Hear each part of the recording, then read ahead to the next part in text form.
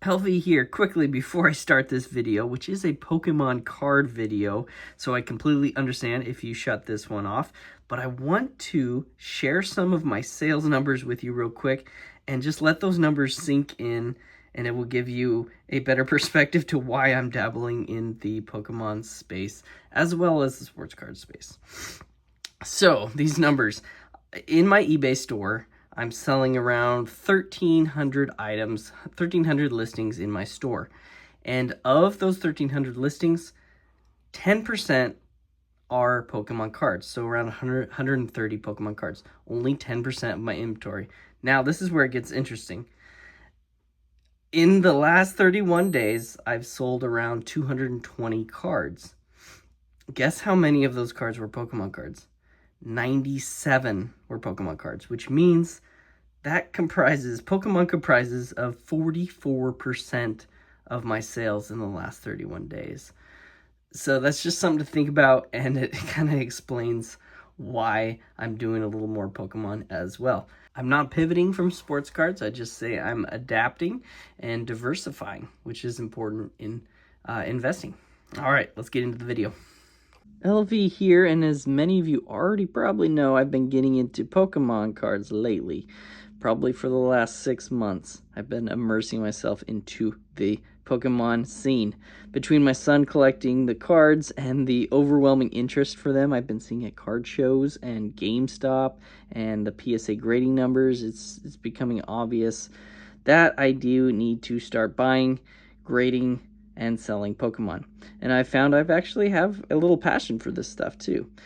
Don't worry, my passion for sports cards is still way stronger, but I look at it more as adapting into Pokemon, and there really is money to be made. So I figured I would make this video to kind of usher in sports card guys like me, or just beginner Pokemon collectors, into the space, help people understand the basics, and gain that startup knowledge.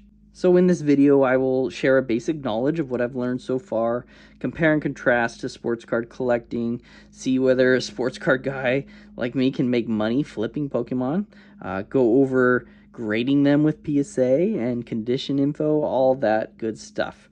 So first, let's go over the modern Pokemon card collecting. So in Pokemon, there are different eras, and right now it is in what's called the Scarlet and Violet era, which started in 2023. And the previous era was called Sword and Shield, which was from around 2020 to 2022. And you can tell they have a noticeable difference. The border color, yellow for Sword and Shield, and kind of this gray color for Scarlet and Violet. And within these eras, there are lots of different sets that are released.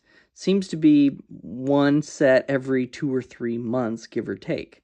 Now, Pokemon cards have dated back into the 1990s, the mid-1990s, but I honestly haven't researched or mastered anything pre-Sword and Shield era, so my main focus will be on learning how to collect modern, the new eras. Currently, the newest set right now is Surging Sparks, and the previous one was Stellar Crown, and each set seems to have bigger chase cards you can hit.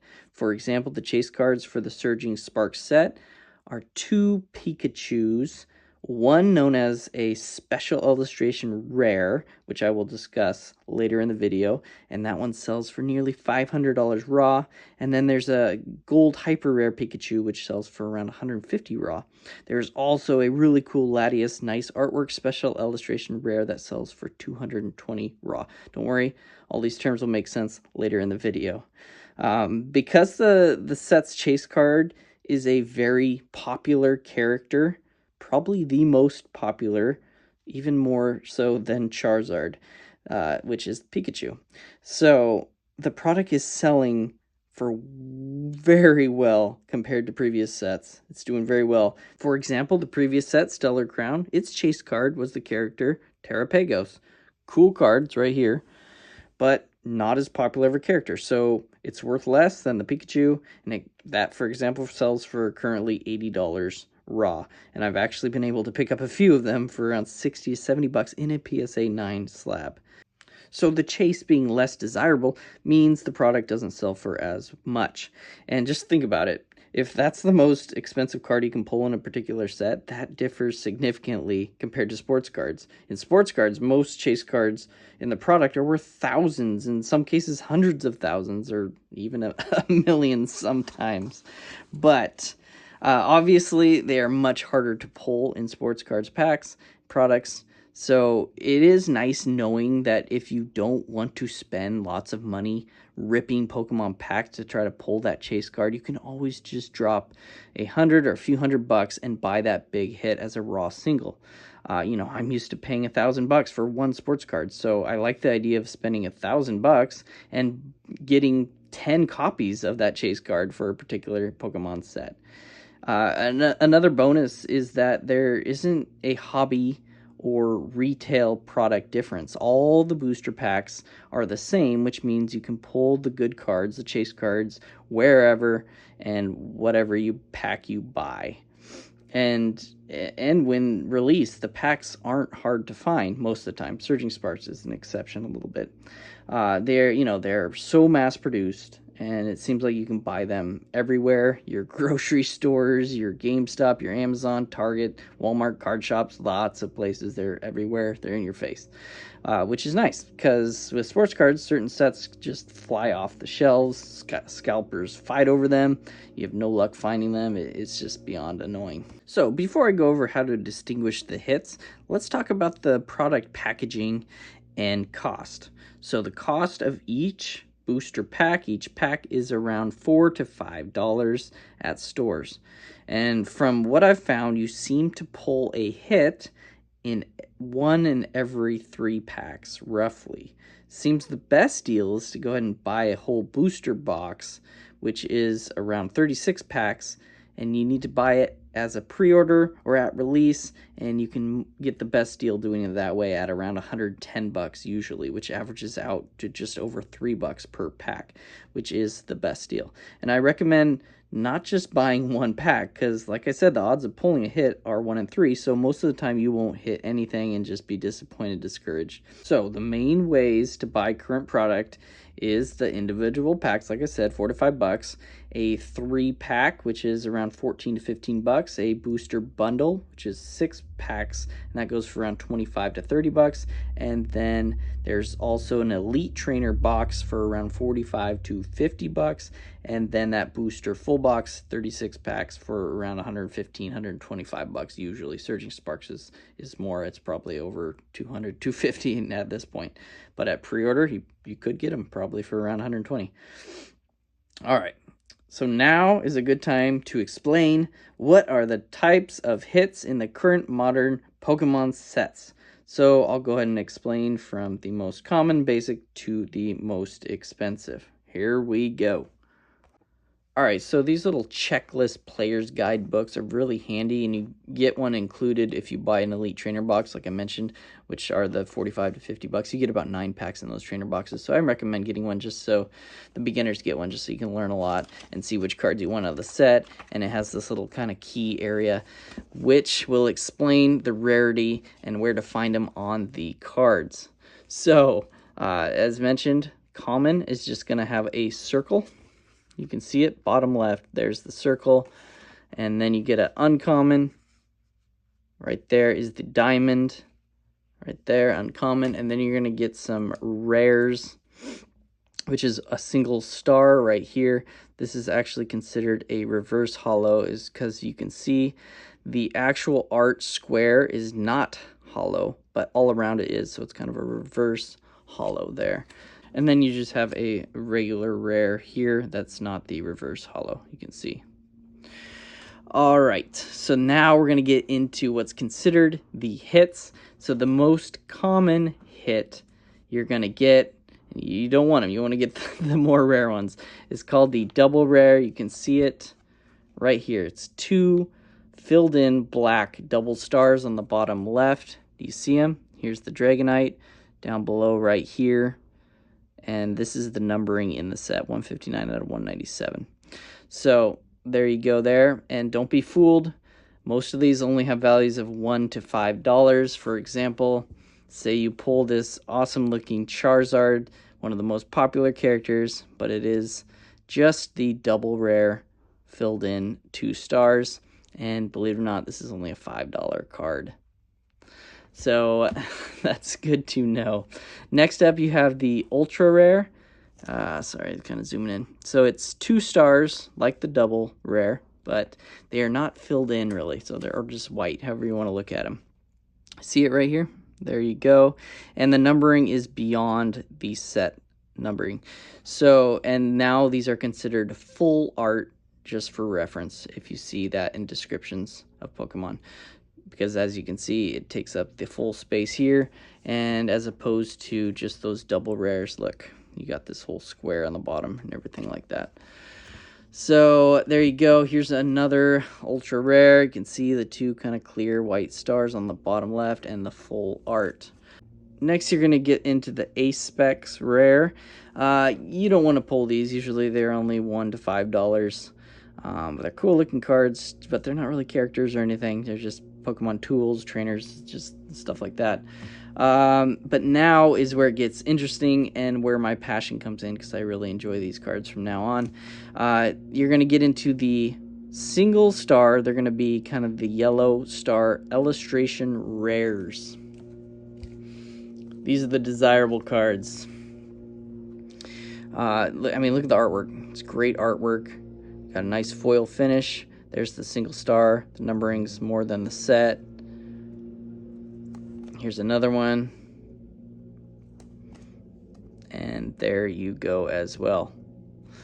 The next one is where it gets very, very interesting. This is where most of the chase cards are included. It's the 2 yellow star special illustration rares. You can see right here, 2 right there. Numbering is greater.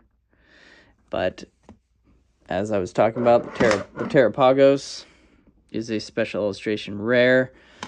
This amazing Charizard is also one right here, and it does say special illustration rare. Another Charizard, special illustration rare, and these were all the chase cards for the particular set. There's the Blastoise right there, and they also have really cool artwork. So those are the cards you want to hit, but they're also, some of the characters are just not as desirable, and you can get some special illustration rare that are worth $5 to $10. But as you can see, let's flip to the page that showcases the special illustration rares, and I will show you how many are kind of included. So right here, starts right here. So there's 1, 2, 3, 4, 5, 6, 7, 8, 9, 10, 11. So about 11 you can pull out of these Surging Sparks. And there is that really valuable Pikachu you can pull. And the Latias is right there too. Next up, in the little key legend, is the Hyper Rare. Now you would think they would be even more valuable than the special illustration rare, because they're gold, shiny, they're awesome. They got 3 stars instead of the 2 golds, but they are not as valuable. For example, I've been buying these Charizards up for around $25 each. It's pretty crazy. And like I mentioned, the Pikachu, there it is in the Surging Sparks product, and that's the one that was valued raw for $150 compared to the non-hyper, just the special illustration rare, which sells for the nearly $500. So just good to know. And then also you need to know the old little promo logo. So promo cards come individually in like an Elite Trainer box or just little packages, and they're not as valuable, you know, but don't sleep on them. Some have great artwork and can be valuable in PSA 10 form. Just know that they're usually valued between $1 to $10. The promos right there. So there you go. I hope that gives you a basic level of understanding of the hits. So in general, the better the artwork or more popular the character is, the more valuable the card will be and become. Luckily, I feel like I have a pretty good eye for artwork and seem to be aligned with the Pokemon community on which cards have an awesome illustration. Alright, so like I said, the popularity of the character matters, so I'm going to just give you a quick list of the most popular Pokemon characters collected kind of right now. And it's shown right here. And there's great sites. You can just Google that kind of stuff. Everything will pop up. But the next tip I think is vital for new Pokemon collectors. Let's face it, there are so many Pokemon cards out there, so many sets, so many eras. So how do you know the actual resale value of each card? And what I do is I use the app on my phone called Price Charting. So you simply scan the card. I'll go ahead and show you using my daughter's phone that I let her use around the house. We'll use this Infernape. So open the app. You simply scan the card like so. Get it within. It's hard to do while filming. Hopefully that works. And the values should pop up in raw form and in graded form. There it is right there. It's from Twilight Masquerade. And raw form sells for around $9. PSA 10 around $54. These numbers are very important to know. And we'll look at a PSA 9 sells for around 18. This is perfect to use and know when you're, say, at a card shop or at a card show and you see a Pokemon single you want to buy but don't know much about. Simply scan it and see whether it's priced fairly and how much potential it has to make if you go ahead and get it graded with PSA or another grading company and you hit that Gem 10. Or if you open a pack and you think you got a nice hit, just simply open up that app and check what it sells for. It's also important to mention that I'd say compared to sports cards, you do get a little bit better return on investment opening Pokemon packs compared to sports cards packs. I'd say you usually get around an awful 15 to 20% value back on the purchase of sports cards. And I'd say Pokemon is a little more, probably around 30 to 35% value back on average. Obviously, you can get more, you can get less, but I'd say a little bit better in sports cards. And I actually believe buying Pokemon product to go ahead and keep sealed, do not open it, is actually a pretty smart idea. I'd say buy some boxes of each set at release, don't open them, tuck them away, and hopefully let them appreciate over time until, say, a certain card from a set seems to get that magical rapid viral boost in price and popularity. Which kind of brings me to my next talking point. So with sports cards, prices gain and lose value based upon player performance, right? You know, a player plays well, his cards go up. The player plays bad, gets benched, the cards go down. Simple as that. But with Pokemon, these are fictional characters. They aren't rushing for touchdowns every Sunday or playing against LeBron James. So what makes them tick? What causes a Pokemon card to fluctuate or causes a set to become valuable? I think the answer seems to lie in the popularity of the character amongst the Pokemon community, the scarcity to pull the card, and the specific artwork. How cool and how well done the artwork is. Like I mentioned, the special illustration rares. Possibly how well the card performs actually playing the game, or simple demand, and possible the old pumping and dumping, pumping by Pokemon influencers across the space. And unfortunately, we've seen a lot of that within sports cards. Pumping and dumping is just unfortunately rampant and infuriating. It's just an infuriating aspect of the hobby. So like I mentioned earlier, and because of whatever reason I just mentioned, certain Pokemon cards from certain sets start to boom in price. They're most likely the chase cards, and they start to gain this rapid popularity and shoot up from, say, the chase cards was $100 originally. Now they jump up, it seems like overnight, to 400, 600 so quickly. And what does that do to the unopened product for that particular set that the card can be found in? It creates demand, which shoots up the price of the product. So now the once $4 to $5 pack is now selling for 15, maybe 10 to 15 bucks each. And your unopened box you bought at release and kept sealed, then that's looking like a great investment. So an example is the Evolving Skies set. It was part of the Sword and Shield era. 2 cards in that set shot up. Well, there's probably more than 2 cards that shot up, but the one that come to mind is this Umbreon. It's very popular. Very popular card. Like now, this Umbreon is actually selling for over $1,000, like $1,100 raw, and about $1,100 in a PSA 9 form. I bought this, I think, for around $750. So it's gone up in value since then, thankfully. It's like one of my favorite artworks for sure, Pokemon cards. And here's the numbers on the Rayquaza. You know, that was once a $80 card. And that's what's causing the, say, the Evolving Skies, but you can pull them in. The packs currently sell for around 15, 25 bucks. So it's nice knowing that those bigger Pokemon chase cards won't plummet in value like sports cards can. You know, in sports cards, the chase is often, say, a rookie card who hasn't really performed yet, hasn't proven himself. No one knows the future it holds or they hold. Will they become a Hall of Famer? Or will they become a complete dud, you know, a failure who underperforms and is just kind of out of the league? And then those cards' prices just will tank completely. So, like I said, you know, Charizard can't lace them up and go throw 4 interceptions and completely dump in value. So then what exactly causes Pokemon cards to go down in value? Seems like it's the overall mass production, because the Pokemon company can choose to keep producing a certain set, make more of it. And also probably the overall state of the economy of different countries. You know, Pokemon, the popularity spans worldwide, so that might influence a little bit. Especially the popularity in Japan and Korea, which brings me to my next point of information. So they do make sets in different languages. For example, there are Japanese versions, Korean, German.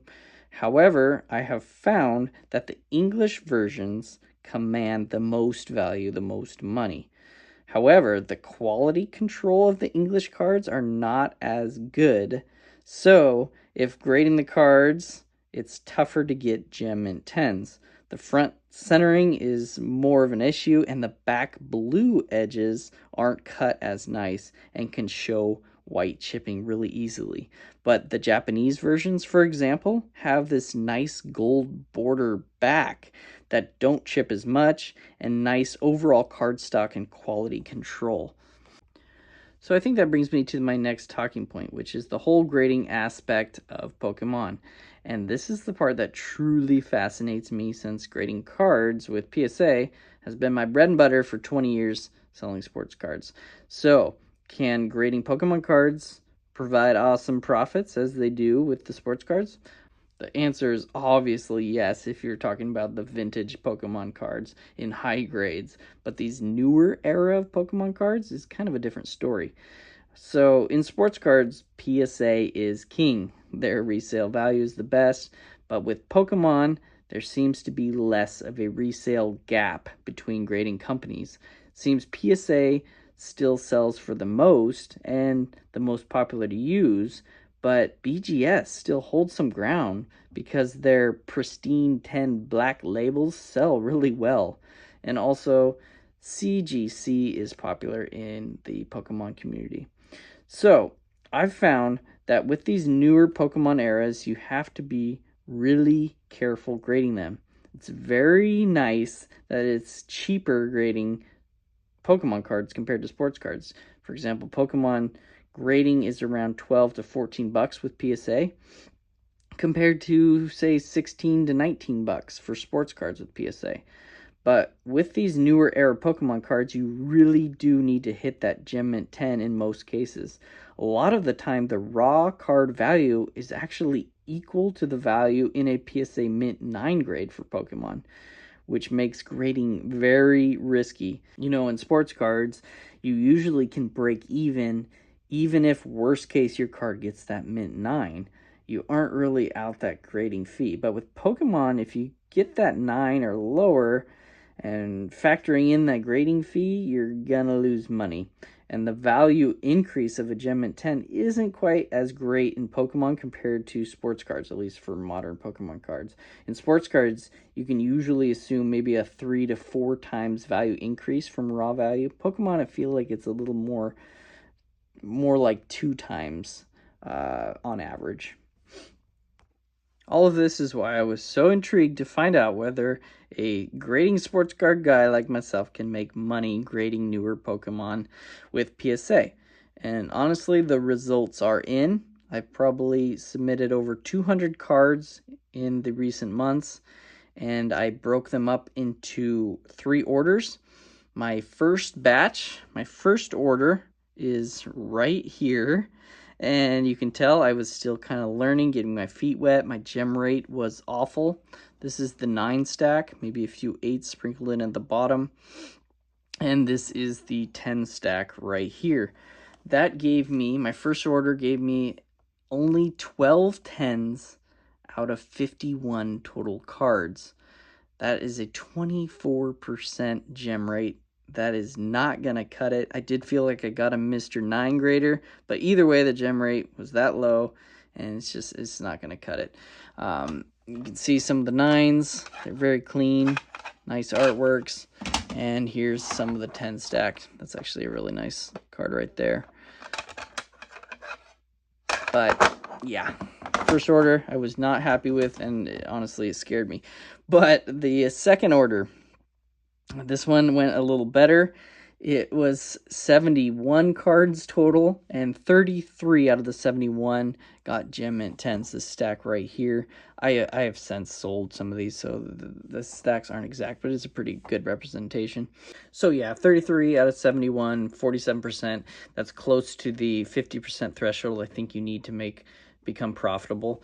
You can see some of these nice looking Gem 10s. There's a Rayquaza, Pidgey, some artwork, Cinderace, Shiftry. I like that artwork right there. And then you're going to get some 9s as well. I also will be in a future video, I will be discussing the condition flaws to look for. It's really all about the centering on the front and then the chipping on the back edges. Corners right there.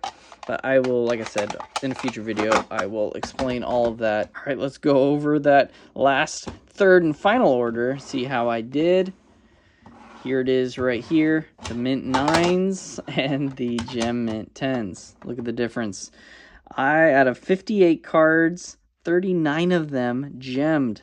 Much better showing. It's a 67% gem rate. Very happy with that. You can tell I learned and progressed.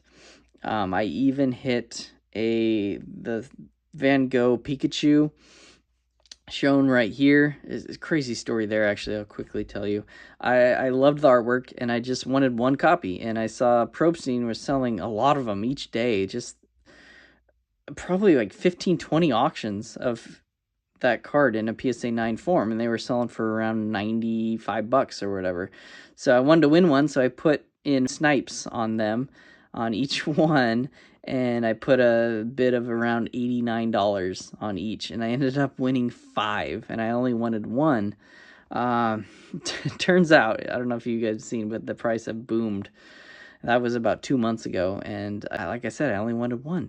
So what I did when I got all 5 back from Probstein is I picked out the nicest one, the cleanest 9 copy, and my plan was to just keep it or crack it out and try for a Gem 10, and then I just sold the other 4 for pretty much what I paid, for around 95 bucks, 90 bucks, which I regret, because now I think those 9s are up to 200 maybe, and the 10 is up to, I don't know, 500. It's going crazy. But anyway, in this order, I cracked out that one Van Gogh Pikachu I kept, and I graded it, and it got a Gem 10. So unfortunately, I sold it a little too soon. I was all happy and sold it for $4.25. Thought it was a great deal, but now it is more. But still kind of cool that happened. So from these orders, you can kind of see that I am growing and learning right before your eyes. And that's just me figuring out what graders look for on Pokemon cards, which flaws bring you down the most. So I was obviously discouraged by that first order and thought, what the hell am I doing? But I inspected the slabs in that first and second order very carefully, and I figured out how they grade. And now I think, proven by those third order results, I'm confident that I can do this. I can make money on Pokemon. But just like how to make money with sports cards, I think the key is to not become addicted. It's an important talking point. And by addicted, I mean addicted to opening packs. If you want to be profitable, successful in the card business, no matter sports cards or Pokemon, then you simply can't open product. Maybe a little bit, but you just can't. And to be honest, I fell into this trap again with Pokemon cards. Um, when I first started up with sports cards, long time ago, 20 years ago, I became addicted and fell into the opening product gambling trap.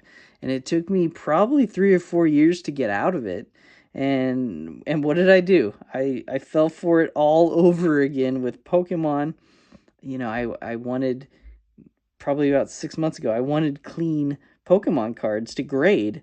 And I had never opened Pokemon packs, so I got excited, and they were so easily accessible everywhere. Thankfully, it only took me a few months, but I finally got that addiction back under control. I still open a little bit of product, but it's nothing like it was. And like sports cards, the money is in buying the singles and grading them, getting that gem mint 10, hopefully. All right, so now that I know what to look for and how to submit better quality Pokemon cards to PSA, and I got that addiction under control and mainly just buy singles. And I also even suggest just buying singles already PSA slabbed up on eBay, specifically buying auction style from PSA on eBay. There are so many Pokemon graded cards ending through the PSA account on eBay every single night. It's great, profitable potential, I think, if you snipe them, get all those bids in. So overall, I feel confident that I can make some good money buying and selling Pokemon cards. So I say go ahead and join me on this journey. I will have a few Pokemon future videos. Don't worry, if you're just sports cards, this won't affect things. I'll have the same amount of sports card content. And hopefully my journey will help you become successful too. And my plan is to start moving back in time once I feel like I've mastered the knowledge of each Pokemon era. And I think that's really exciting for me because I can't wait to learn more about and grade vintage Pokemon. Okay, I hope everyone found this somewhat helpful, and I really appreciate you watching my content, and I hope everyone has a great day.